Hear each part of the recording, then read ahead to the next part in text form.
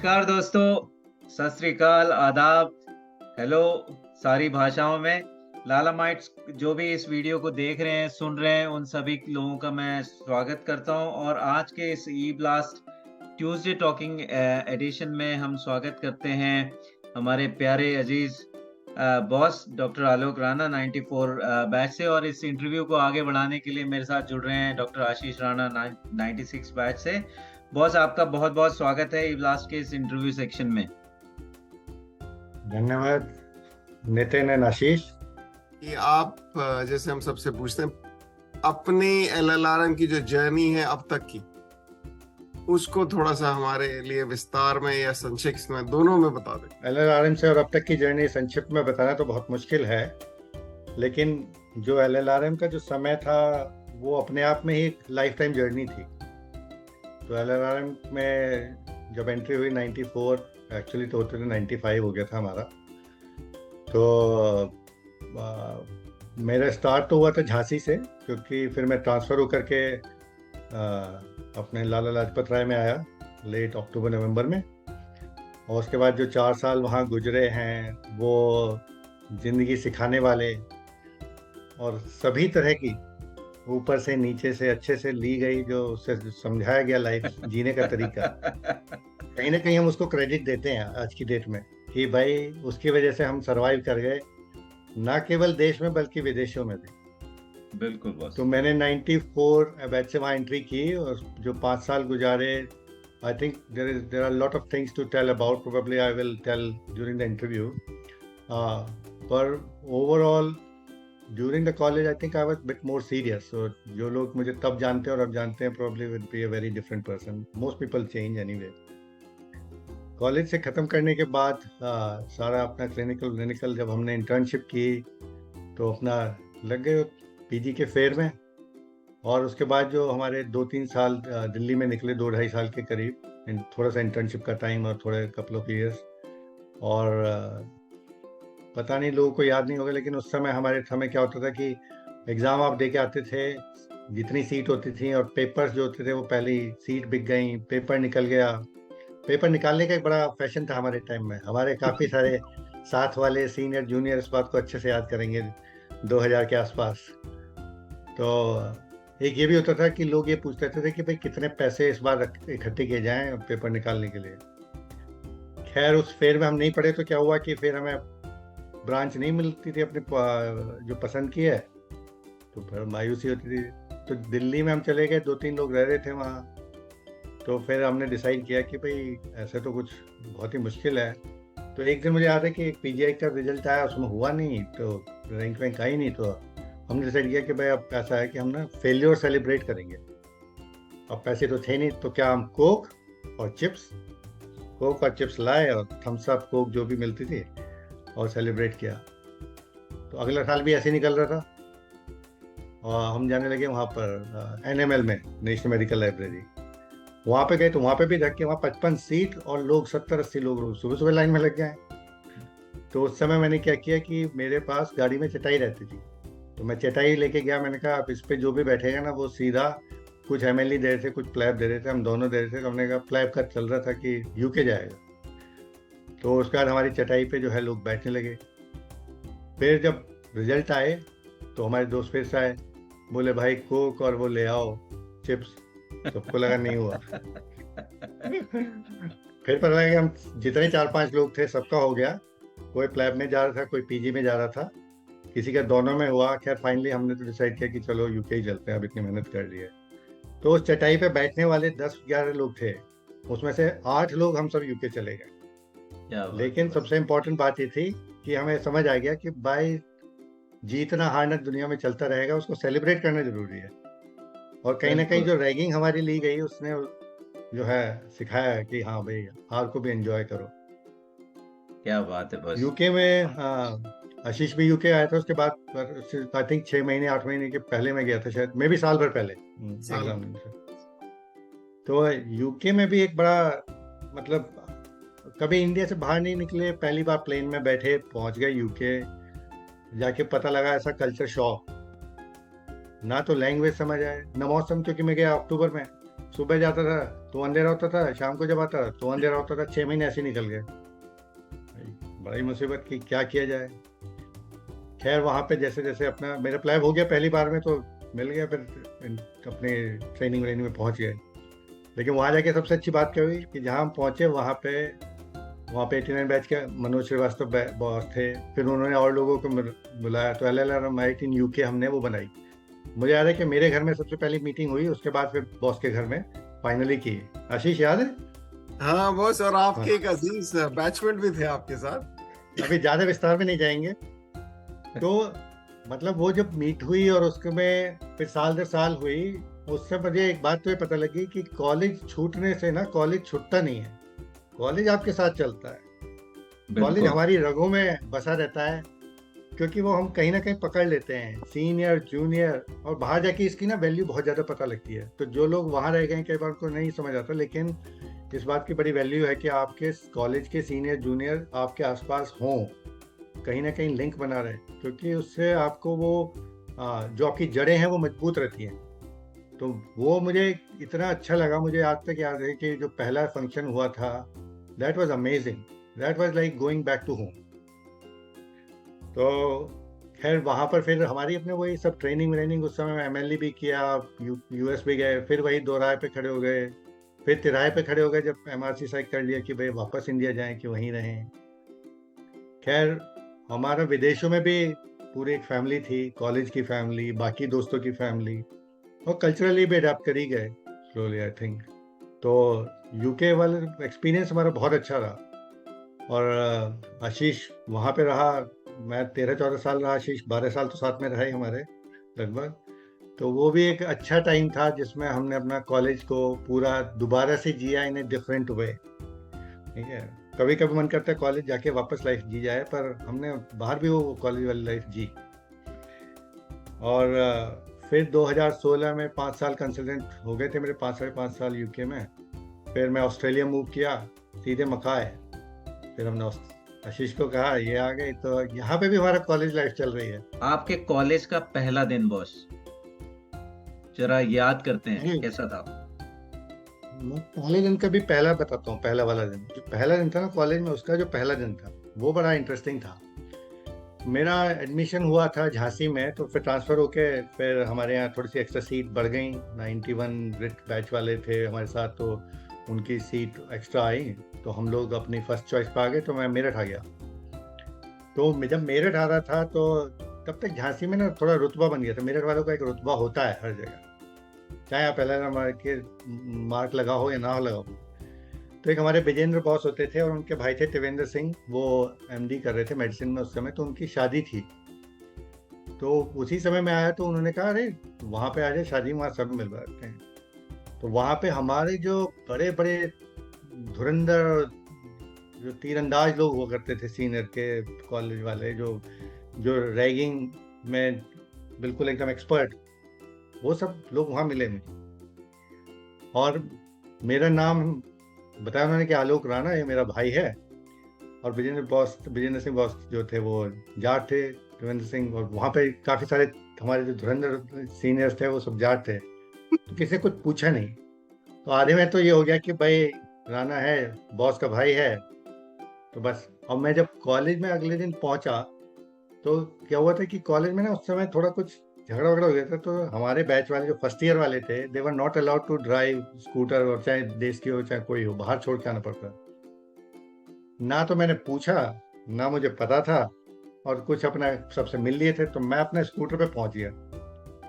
और मैं स्कूटर पहुंच गया तो हमारे बैच वालों को तो अलाउ नहीं था। तो मेरे बैच वाले जब मुझे स्कूटर पे देखा, उन्होंने पता नहीं था ये कौन है भाई। पूरा वहाँ पे 3 नंबर स्टार्ट हो गया, जो पूरा ना वहाँ से। और जैसे मैं वहाँ पहुँच रहा हूँ, सबके सब लगे हुए हैं, और मेरी तो सिट्टी बिट्टी गुल। मैंने कहा यार करूँ तो क्या करूँ। अब मैं तो अपना थोड़ा लेता हुआ मैं निकल लेता हूँ, फिर पीछे से। मैं आगे से गया ही नहीं, मैंने आगे स्कूटर खड़ा किया, और मैंने पीछे से फिर कॉलेज में घुसा। मैंने कहा यार ये तो अभी यहाँ ये पकड़ लेंगे सारा। फिर जब बाद में लोगों ने देखा मेरा थोड़ी देर बाद, तब उन्हें पता लगा कि ये तो हमारा ही बैचमेट है। और ये कई लोगों को तो बहुत दिनों बाद पता लगा। बहुत दिनों तक मैं अपने बैचमेट वालों से अपना सलाम लेता। तो मेरी एंट्री तो बड़ी धमाकेदार हुई कॉलेज में। अगले सवाल की तरफ बढ़ते हैं बॉस। बस कॉलेज में यार दोस्तों के साथ बिता हुआ एक कोई मजेदार घटना जो आप आज हमारे साथ शेयर करना चाहते हो। यहाँ हमारे तो बैच में इतने मजेदार लोग थे कि घटनाएं, मतलब घटनाएं तो घटनाएं, दुर्घटनाएं भी बहुत हुई। तो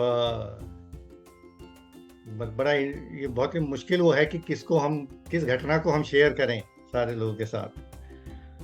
लेकिन जो मैं एक क्लिनिकल की घटना सुनाता हूँ, जो सीनियर जूनियर कॉलेज के प्रोफेसर जिसमें सब इन्वॉल्व थे। तो मैं वहाँ मेरठ के पास ही है, गांव सिसौली, वहाँ से हैं। वैसे मैं शास्त्री नगर में रहता था सामने।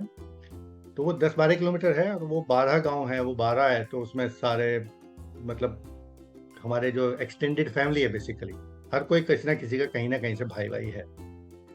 तो कॉलेज में क्या हुआ कि 3rd ईयर से स्टार्ट हो गया। मैं 3rd ईयर में पहुंचा, प्रैक्टिकली स्टार्ट हुए हैं चीज़ें।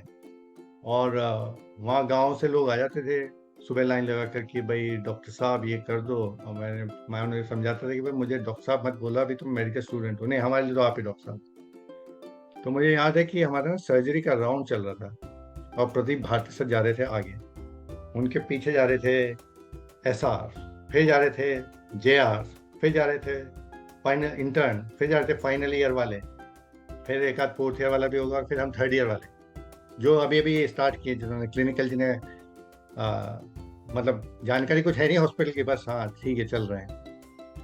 अब ये एक हमारे भाई बंधु आ गए वहाँ से, गांव से, टोकरी लेके आम की। तो अब उनके बेटे को कुछ हाइड्रोकेफेलस था, शंट 1 डलना था। तो वो भारती सर की यूनिट में होना था काम। वो मेरे पास आए और वो और एक और 2 लोग, एक आदमी ने मेरा हाथ से किताबें ले ली, बैग ले लिया कि नहीं डॉक्टर साहब आप आगे चलो जरा, वहाँ बात करो। मेरी तो हालत खराब। मैंने कहा अरे यार किसी ने पीछे मुड़ के देख लिया, मेरी तो आज लग गई लंका है। मैं उनसे कह रहा हूँ कि नहीं मेरी किताब मत लो, तुम आगे वाले बॉस के लो, उनके आगे ले लो, भारती सर के ले लो। वो उनको समझ नहीं आ रहा है, वो तो अपना, क्योंकि उनके दिमाग में तो इतनी टेंशन है ना, उनको तो बच्चे का ऑपरेशन कराना है, छंट डलवाना है। और उन्होंने जो किया ना, उसके बाद खैर मैंने जैसे तैसे मैंने उनको किताब छीनी, वापस पकड़ी, उनको लेके गया, मैंने सर से बात कराई।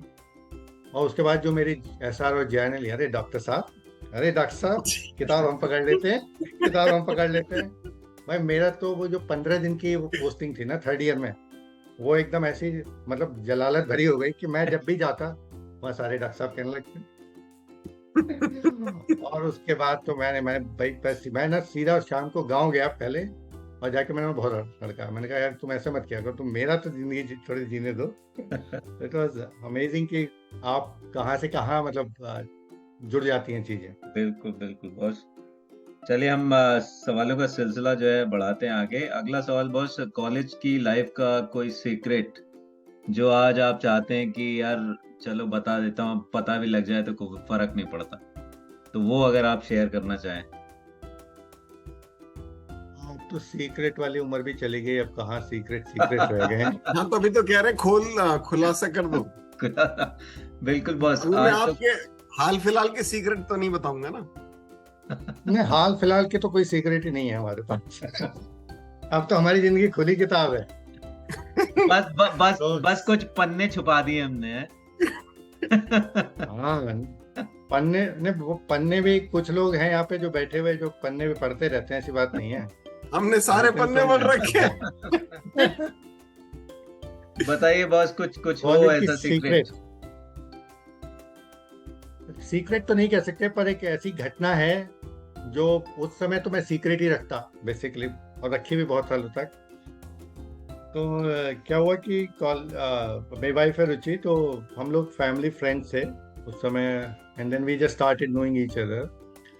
तो ये होगी 50 ईयर की बात होगी शायद, 50 ईयर या इंटर्नशिप, 50 ईयर की बात होगी आई थिंक मे बी, और इंटर्नशिप की भी हो सकती है, अर्ली लेट 50 ईयर की। तो रुचि के जो फ्रेंड थे इनके, उसमें मतलब सर्कल में कुछ किसी की कुछ हो गया था, दुर्घटना टाइप, मतलब ना एक्सीडेंटल टाइप चीजें। तो ये कॉलेज के दूर से आए थे, पता नहीं क्या आए थे। तो वो सारे जो फ्रेंड सर्कल थे वो सारी गर्ल्स थी, वो ना सीधे कॉलेज पहुंच गए। उन्हें पता था कि मैं वहाँ पे हूँ और मैं मतलब ऑलमोस्ट डॉक्टर बन गया हूँ उस समय था।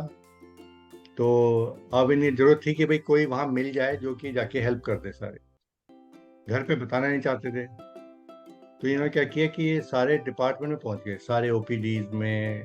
अब सब पे अब सब जो है कॉलेज फिनिश किए हुए सब गर्ल्स हैं वहाँ पहुंच गए, और हर एंट्री पे, कॉलेज की हर एंट्री पे कोई ना कोई पूछ रहा है कि डॉक्टर आलोक राणा कहाँ है, डॉक्टर आलोक राणा कहाँ है।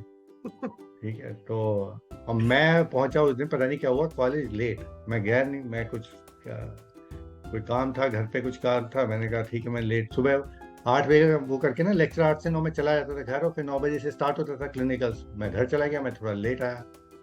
अब इन लोगों ने वहाँ पूरा ऐसा ढिंढोरा पीट दिया कि जैसे ही मैं वहाँ पहुंचा तो मुझे याद है, आई थिंक 95 का सुजीत कुमार सिंह था या कोई थे। बॉस आप तो छाए हुए हो कॉलेज में। मैंने कहा क्या हो गया भाई? कहते अरे बॉस आज तो आपका पूरा नाम हो रखा है पूरे कॉलेज में। मैंने कहा ऐसे क्या हो गया? आप किसी सीनियर से पूछ लो। मैं क्या हो गया? कहता अरे आप वहाँ जाके पूछो सही। बताया नहीं उसने मुझे कुछ। मैं क्या वहाँ, तो वहाँ हमारे 92 के बैच के बॉस थे और जयाद थे कोई। मैं कहा भाई आलोक राणा, तू आलोक राणा? मैंने कहा हाँ बस मैं ही हूँ। यार बड़े पॉपुलर आदमी है तुम, लगता तो नहीं शक्ल से इतना हीरो हीरो। क्या हो गया बॉस? तो बॉस कहते हैं अभी इतनी सारी लड़कियां एक आदमी को पूछ रही हैं, हम भी हैं यहाँ पे, हमें तो आज तक किसी ने पूछा। मुझे तब भी मुझे कुछ समझ नहीं आया। फिर थोड़ी देर बाद देखा तो ये सब लोग वहां पे मिल गए। तो मैंने पूछा कि क्या हुआ, कि हमने तो सारे में पूछ डाला, वहाँ कॉलेज में भी चले गए हैं, फिर हॉस्पिटल में भी आ गए, गेट तक पूछते। मैंने कहा यार आज तुमने मरवा दिया। खैर फिर मैं गया इमरजेंसी डिपार्टमेंट में, जो भी सॉर्ट आउट कराना था कराया, लेकिन उसके चक्कर में मेरी ये मतलब बत्ती लग गई कि भाई अब ये बात ना घर तक ना पहुंच जाए। और हमारे बैच वाले कुछ लोग तो थे ही ऐसे जो पहुंच गए अपना कि हाँ भाई अब तो मैं घर पे आ रहा हूँ, पूछने आ रहा हूँ कि क्या हुआ, ऐसा क्या हो गया। भाई जो हाथ पैर जोड़ के हमने अपने 2-4 फ्रेंड्स को रोका, हमने कहा भैया तुम रहने ही दो, तुम घर मत आओ, 2-4 दिन तक तुम्हें घर आने की कोई जरूरत नहीं है, ये डे स्कॉलर होने का बड़ा नुकसान होता था। तो मैं तो कॉलेज में रुका रहा 2-1 दिन, तो मैं फिर कॉलेज में रुका रहा। मैंने कहा मैं घर जाऊंगा, कोई ना कोई पहुंच जाएगा बता देगा। तो दैट नहीं would be a secret that time. अब तो खैर सब कुछ हो चुका है, सही अब तो बात। हम शादीशुदा ट्रेंड आदमी हो गए हैं। अब बिल्कुल बॉस, अगले अगले सवाल की तरफ बढ़ते हैं आशीष बॉस। सो कॉलेज में जो ब्लास्ट मैगजीन थी उससे आप किस तरह से जुड़े हुए थे, या फिर कल्चरल एक्टिविटीज या स्पोर्ट्स एक्टिविटीज कैसे जुड़े हुए थे? एक्चुअली क्या होता था कि डे स्कॉलर तो जो जुड़ते थे ना, वो पहले तो क्या होता था कि थोड़ा सा हॉस्टलर और जो डे स्कॉलर होते थे उसमें थोड़ा सा एक वो रहता था। तो जब भी कुछ हमारा वो चलता था, तो कोई भी पब्लिकेशन कराना है तो अलग बात है, क्योंकि सब वो जाते थे, हम चले जाते थे। पर स्पोर्ट्स में आई थिंक कॉलेज में मैं इतना एक्टिव नहीं था, although I was always been in sport. तो स्पोर्ट्स के through SMCT, stimulus, C blast, उसमें हम पार्टिसिपेट सब चीज़ों में करते रहते थे। और जहाँ पे नहीं होता था वहाँ पे जैसे तुम लोग करा रहे हो ऐसे जुड़ जाते थे।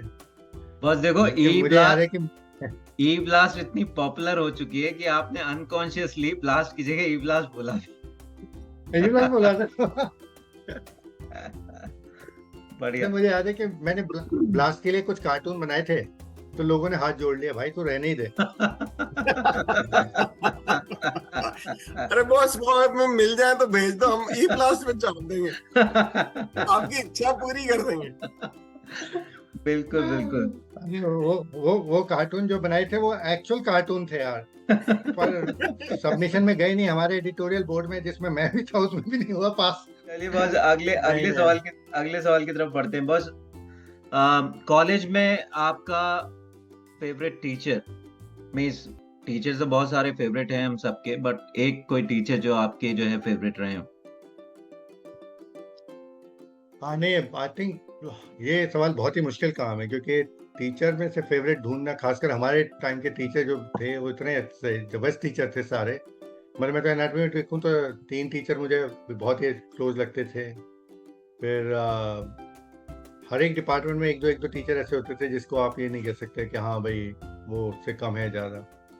लेकिन मुझे एक घटना याद है जिससे मैं कह सकता हूँ कि एक टीचर को मैं थोड़ा सा फेवरेटिज्म में अपना रख सकता हूँ।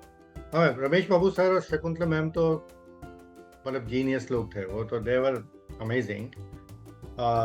बट मुरलीधर सर का मुझे याद है कि मुरलीधर सर की एक क्वालिटी थी जो मतलब जो उनको बिल्कुल डिफरेंशिएट किया मेरे दिमाग में कम से कम, क्योंकि मैं कॉलेज में तभी आया लेट, और वहाँ झांसी में तब तक थोड़ा सा हमारा पीछे चल रहा था, वो वहाँ तो थोड़ा सा रेस्ट मूड में थे हम लोग। यहाँ आए तो यहाँ पढ़ाई वढ़ाई हो चुकी थी।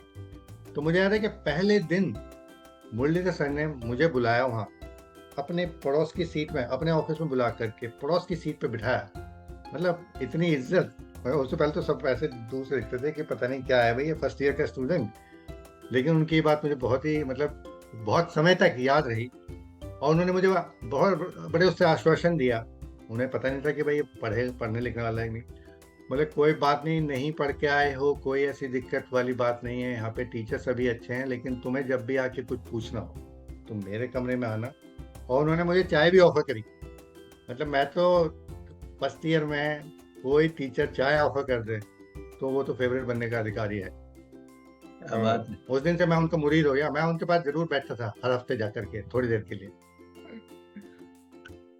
He was a gem of a person. बिल्कुल बॉस, आई थिंक आपने जिन लोगों के नाम लिए वो मेरे ख्याल बहुत सारे जो लालामाइट्स हैं उनके फेवरेट रहे। अगले सवाल की तरफ बढ़ते हैं बॉस।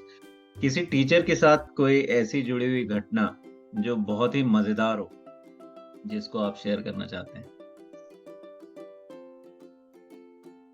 एक है मजेदार घटना जो तुम लोग यार फोरेंसिक में मैनुअल बनती थी जिसमें वो सारे मुर्दों के फोटो वो बनाने होते थे, स्केचेस। बिल्कुल बिल्कुल तो बॉस। अब मतलब कुछ लोग होते थे जो फटाफट अच्छी ड्राइंग वाले। अब मैंने तुम्हें अपनी ड्राइंग का वो नमूना दे ही दिया है तुम्हें तो अब मुझे भी मतलब वो करना था। तो मैंने कहा यार ये तो बड़ा मुश्किल काम है कि स्केचेस बनाना पूरा और वो सब वो करना। तो मैंने अपने एक फ्रेंड्स को कहा कि भाई तुम ये बना दो। तो उन्होंने कहा यार ये तो बहुत मुश्किल काम है। तो किसी ने एक ने कहा कि ऐसा करते हैं कि ना हमने, वो नॉन मेडिकल फ्रेंड थे, तो उन्होंने कहा कि हम ऐसे करते हैं कि हम ना वो स्टेंसिल कर देते हैं ना, स्टेंसिल ऐसे किसी का चेहरा रख के स्टेंसिल करके फिर उसको बना देंगे सारा, ठीक है। तो वीएस सिंह सर थे ना फोरेंसिक में।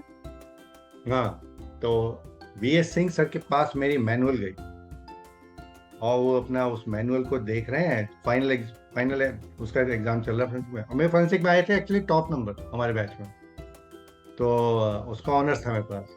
लेकिन जब मैनुअल गई ना तो वो उन्होंने मुझे बड़े उससे प्यार से बुलाया अलग से। मैंने कहा यार मतलब दोनों होता है डर कि यार या तो कुछ अच्छा हुआ है या कुछ बहुत बुरा हो गया। तो उन्होंने वहाँ पे मैनुअल रखी है, वहाँ पूरा बैच मतलब जो हमारा जो बैच का पार्ट होता है वो बैठा हुआ है सारा, ABCD वाले जो शुरुआत वाले लोग थे उसमें सारे अच्छे टॉपर लोग। तो वो कह रहे हैं कि सारे मैनुअल बहुत अच्छी हैं, लोगों ने बहुत मेहनत की है, लेकिन एक मैनुअल इनमें सबसे अलग है, वो है आलोक राणा की। तो मुझे समझ नहीं आया कि ये किस मान चल रहा है।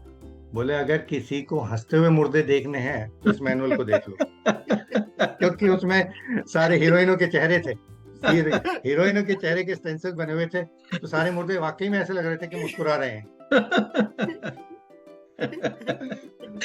ये तो वाकई मजेदार बात है बॉस।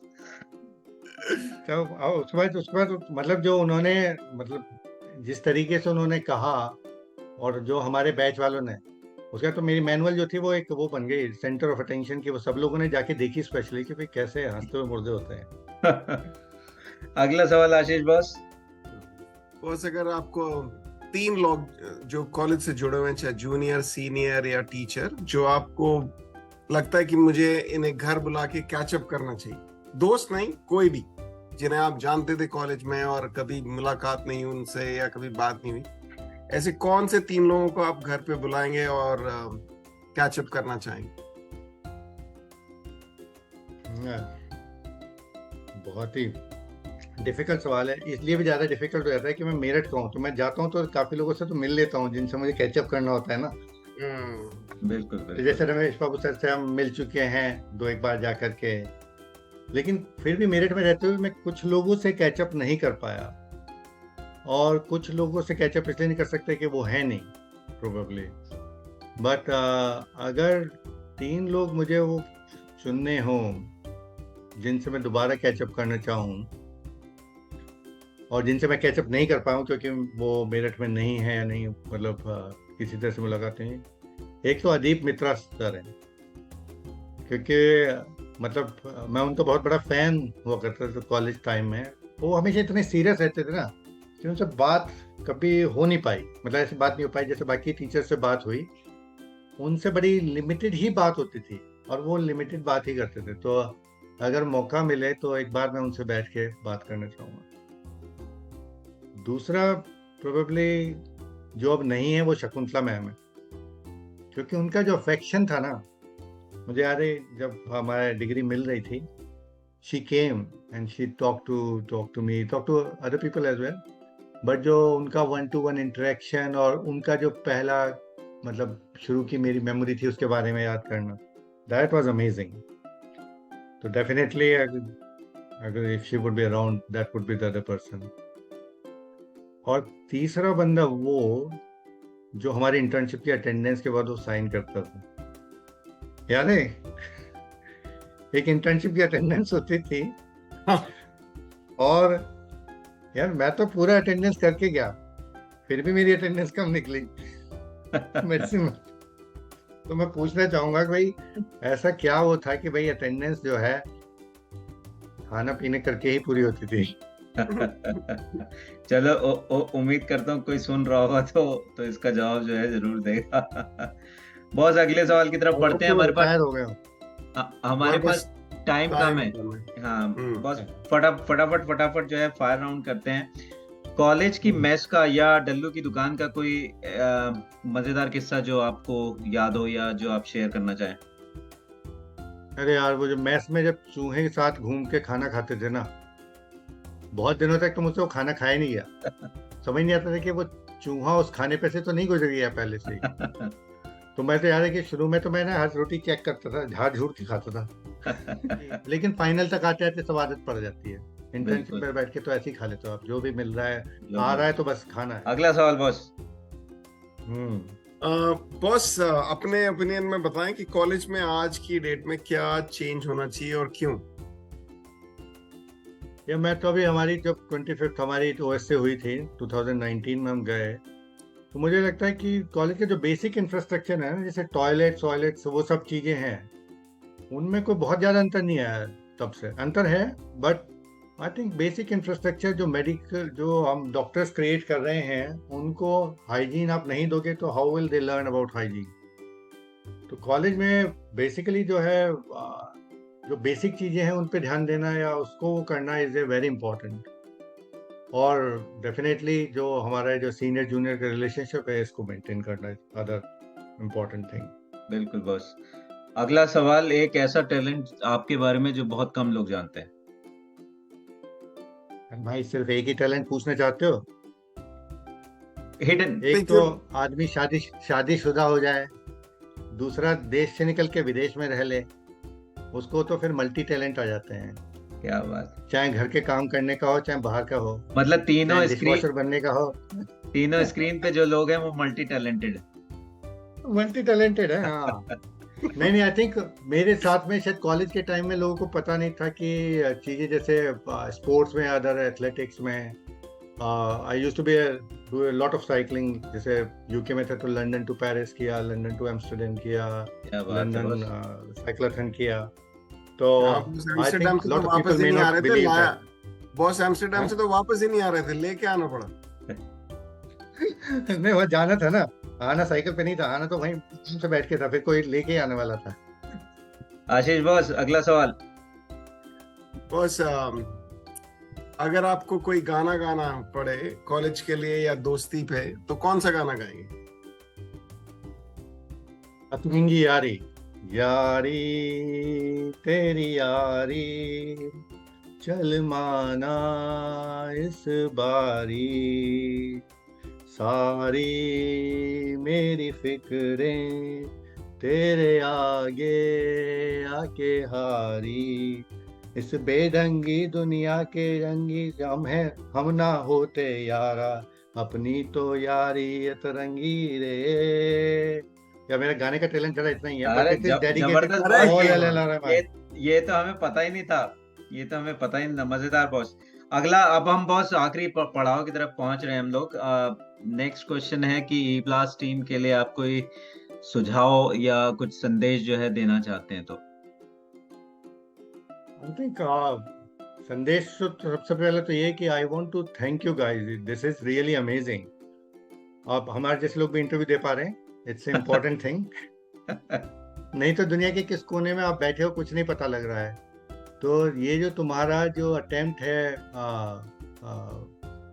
पैन ग्लोबल वाला after this pandemic is very very, it should be highly appreciated by everybody, I think from the college. तो इसको मेंटेन रखना और इसको फिर नई ऊंचाइयों तक ले जाना और इसको हैंडओवर करना अगली जो तुम्हारा 99 बैच है और उनको मेंटेन करना, that will be my suggestion and my personal sort of preference. Thank you boss, पूरी ई ब्लास्ट टीम की तरफ से बहुत बहुत धन्यवाद। आशीष बॉस, आखिरी और गोल्डन सवाल। अच्छा बॉस, ये OSA 2023 जो 1998 बैच करा रहा है, मेरे को तो भाई इसमें शरीक होना ही पड़ रहा है फॉर वेरियस रीजंस और फॉर वन रीजन बेटर। हाँ, तो उसके लिए सभी लालामाइट्स के लिए कोई मैसेज? आई थिंक एक तो सबसे इम्पोर्टेंट यही है कि हम लालामाइट कहीं भी हों, देश में हों विदेश में हों, हमें जुड़े रहना पड़ेगा, एक दूसरे से जुड़े रहना पड़ेगा कॉलेज से। कॉलेज की कोई भी एक्टिविटी हो तो जब भी OSA है, अब ये ई ब्लास्ट उसका एक पार्ट है, आई थिंक इसको सपोर्ट करना जिस भी फॉर्म में जहाँ पे भी आप हैं वो करना एक बहुत इम्पोर्टेंट वो है, इट्स रिस्पॉन्सिबिलिटी। और जो एल्यूमिनाई है हमारी, I know there is active alumni back in Meerut, but I think उसको सपोर्ट करना और उसे एल्यूमिनाई को बाकी लोगों से जोड़ना, that should be sort of the next thing. I think this is an attempt, this is already happening now. तो मैं तो यही चाहूँगा कि जितने एल्यूमाइट हैं वो एक दूसरे को सपोर्ट करें। और ये हमने देखा वहाँ इंडिया में तो आप कर ही लेते हो एक दूसरे को कहीं ना कहीं से कॉन्टेक्ट, बट ओवरसीज में और ज़्यादा इंपॉर्टेंट हो जाता है, जहाँ पे स्ट्रगल ज़्यादा है, जहाँ सपोर्ट कम है, कोई फैमिली नहीं है। So I think this works very well for people who start their journey in a new country or just have finished the college and moved out. तो I would suggest है कि हम लोगों को जहाँ भी जो भी हैं, मतलब जूनियर्स के लिए भी मेरा ये मैसेज है कि वो अगर बिना किसी संकोच के किसी भी सीनियर को अप्रोच करेंगे तो 99% चांस ये हैं कि या तो वो डायरेक्टली सपोर्ट कर देंगे या वो किसी के टच में रख देंगे जहाँ पे उनको सपोर्ट मिल जाएगा।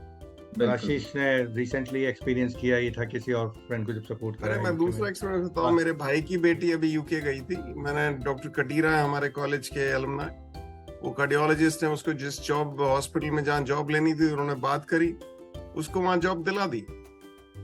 यही बॉस नेटवर्किंग का यही फायदा है आई थिंक। और बॉस मैं जो है आपसे चाहूंगा आप अपील भी कीजिए सारे लालामाइट्स को OSA 2023 के लिए भाई आने के लिए कि वो शरीक हों। डेफिनेटली आई थिंक जितने ज़्यादा लोग वहाँ पहुँच सकते हैं वो सभी लोग पहुँचें, एक्टिवली पार्टिसिपेट करें। और मेरे ख्याल से तुम लोगों को कुछ वर्चुअल अटेंडेंस का भी वो करना चाहिए, अब आजकल सारी कॉन्फ्रेंस में होता है। बिल्कुल तो कुछ नहीं पहुंच पाए तो वर्चुअली अटेंड कर लें। ये प्लान है, कुछ सेशन ये प्लान है। चलिए बॉस, मैं जो है वो करता हूँ रैप अप। जो है बहुत बहुत धन्यवाद आपका पहले तो टाइम निकालने के लिए, और आशीष बॉस आपका टाइम निकालने के लिए। बड़ा मजा आया आज। जो है काफी सारी बातें जो है हमने शेयर की और उम्मीद करते हैं कि हमारी नेटवर्किंग इसी तरीके से आगे बढ़ती रहेगी। Thank you boss, thank you so much.